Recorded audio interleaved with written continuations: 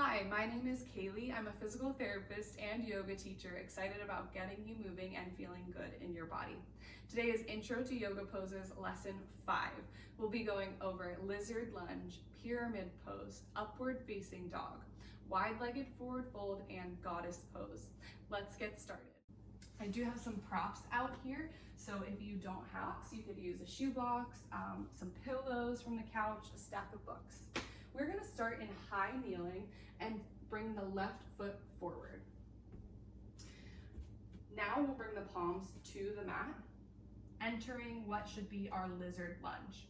We want wide stance with the left foot towards the edge of the mat, and then pressing the knee in towards the shoulder, engaging the inside of the left leg.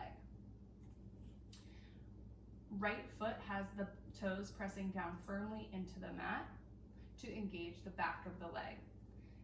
This is the first variation of lizard lunge. The opportunity here would be to put the toes into the mat, tuck the toes, and lift the back leg. Good. Now we're engaging the quadricep and elongating in the hip flexor. Another opportunity would be to have the back toes back down onto the mat. We could come onto our elbows. If elbows is too challenging, that's where something like a prop comes into play to allow us to get between high and low. We'll come into medium.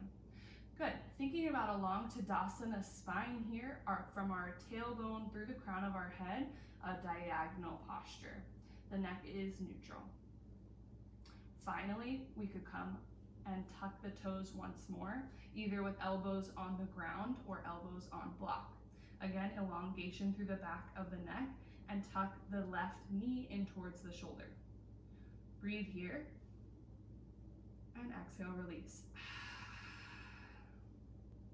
To get you prepared for a yoga class, we're going to move from lizard to pyramid pose on the left side. Place the palms down into the mat. Pressing down through the palms, we'll lift up onto the back leg. You could scoot the back leg in a little bit. Straighten out both legs, pyramid pose.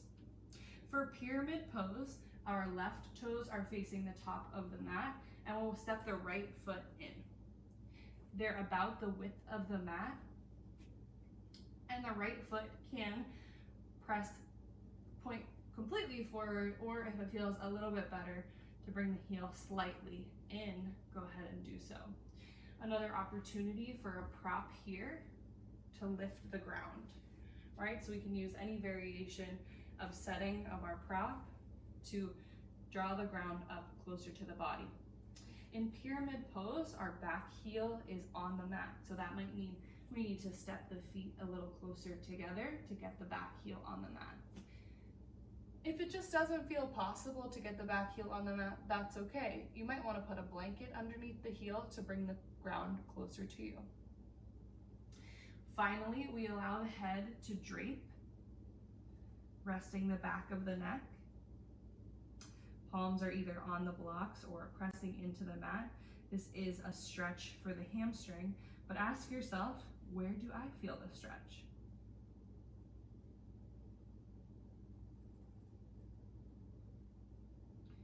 Bring the hands to the hips, engage belly button to spine. We'll rise into a standing position. Moving from here, let's bring the feet together. Good. We're gonna reverse it. So bring the right foot forward into pyramid pose. Feet are about the width of the mat, left foot facing forward, right foot facing forward or slightly turned out. Hands are gonna come to the hips and have your props ready at your feet. Inhale, exhale, forward fold, feeling a long Tadasana spine from tailbone through crown of the head. When I feel like I can't fold forward more, I could bring my hands to the blocks or to the ground. Opportunity would be to bring the hands also to the leg, although reminder, press back into the leg if you're pushing with the hands. We don't want hyperextension in the back of the knee, so press equal and reciprocal. Finally, you could bring your hands to the ground or to the block, allow your neck to drape. This is your pyramid posture. You can sway the hips a little bit interested in how our hip position changes the stretch in either the front or the back leg. Then find your neutral hip, allow your belly button to fold closer towards your spine, and release the back of the neck.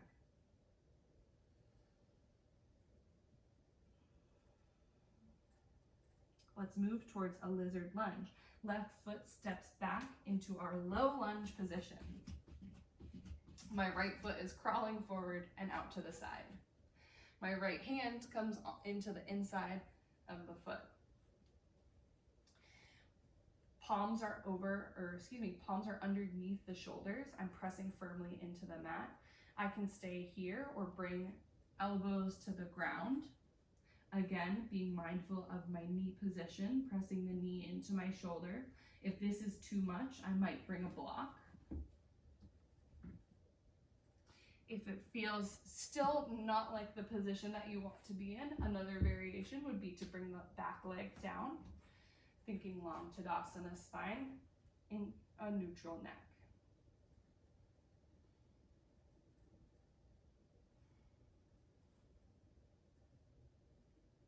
Nicely done. Let's move from this position onto our belly, however you'd like to get there.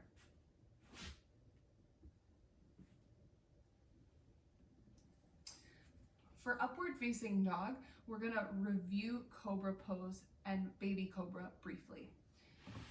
My palms are coming into my chest, my palms are coming to the sides of my chest. My elbows are squeezing together. Front of the legs are pressing all the way from tops of the feet to tops of the thighs. Squeeze the buttock. Inhale, lift the chest slightly. Baby cobra position. My hips are pressing down into the mat. Exhale, chin to mat. Full cobra position will extend the arms fully, leaving maybe a slight bend at the elbows, depending on the comfort in your shoulders. Inhale. Exhale, push full cobra pose, pressing down through the tops of the feet, the tops of the hips, and the fronts of the thighs. Palms are pressing into the mat. My shoulders were quite high, so I'm going to roll the shoulders and engage my back body. Exhale, chin to mat. Please watch as I do upward facing dog. My toes are pressing into the mat. My thighs are going to lift, and the rest of my body will also be off the mat. My points of contact will then be my palms and the tops of my feet. If this posture does not feel good in your body, you can skip it. Inhale fully, please watch. Pressing down into the mat, exhale. I drop my hips and look neutral or gaze slightly upward. I do not crane the cervical spine. Exhale, slowly lower.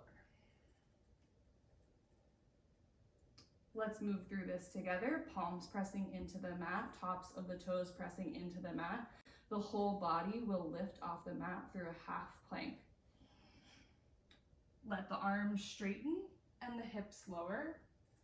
Upward facing dog. Bad habit. Neck is neutral.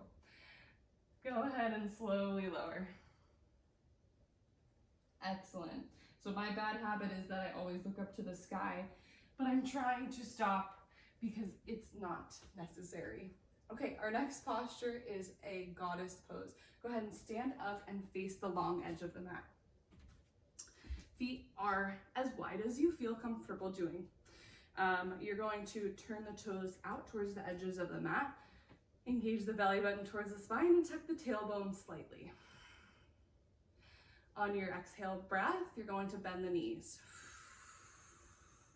Good, so you'll notice if you chose too wide of a position of the feet, this might not feel comfortable in the knees, so narrow your stance. Similarly, if your stance is too narrow and your knees are pressing over your ankles, that won't feel good either. Inhale the arms up to goalpost arms. So level elbow with shoulders, fingertips point up towards the sky. Our tailbone is tucked, our belly button's engaged towards the spine. Some teachers like to play with balance here, so if you're close to a wall, you can grab on, or if you're freestanding, give it a try. You'll lift the right foot or right ankle and slowly lower. Try it on the left side. Good. Can you try it with both heels lifted? Keep the belly engaged. It's very challenging trying to lift both at the same time. You might feel a little shake in the body. And go ahead and lower. Good. Goddess pose. So this is goddess pose, and that's just a little extra fun. Extend the legs out straight. We'll move into a wide-legged forward fold. You can change the width of your stance, or you can keep your feet where they are. Hands will come to the hips. This wide-legged forward fold comes up a lot in Vinyasa and Ashtanga Yoga. Belly button towards spine, lifting up through the crown of the head. Will hinge at the hips like your typical forward fold.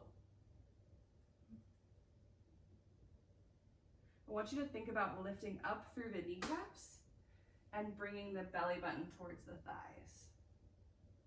Release the crown of the neck towards the ground, and you can release the palms to blocks, to the ankles. Some variations will have you grab the ankles and pull. Some variations will have palms down or clasped behind the back. For now, we'll just explore here.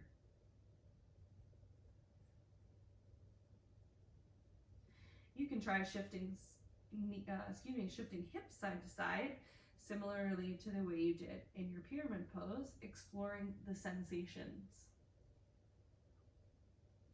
Let's bring hands to the hips. Inhale, exhale, stand.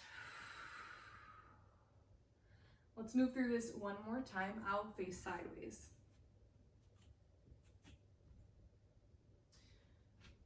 Inhale. Exhale, release and fold.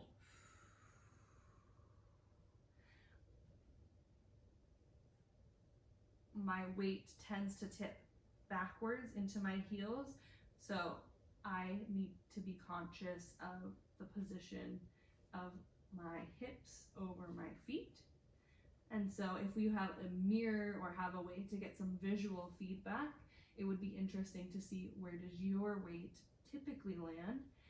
You can also explore how it feels on the feet to move a little more weight into the toes.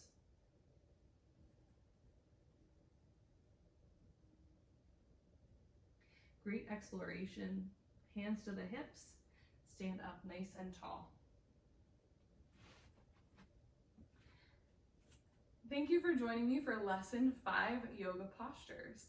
I hope you gained some information, some knowledge from this class. And if you have any questions, please feel free to leave them for me in the comments. Let me know what other postures you'd like to learn before you head into your first in-person yoga class. And I will see you next time. Bye.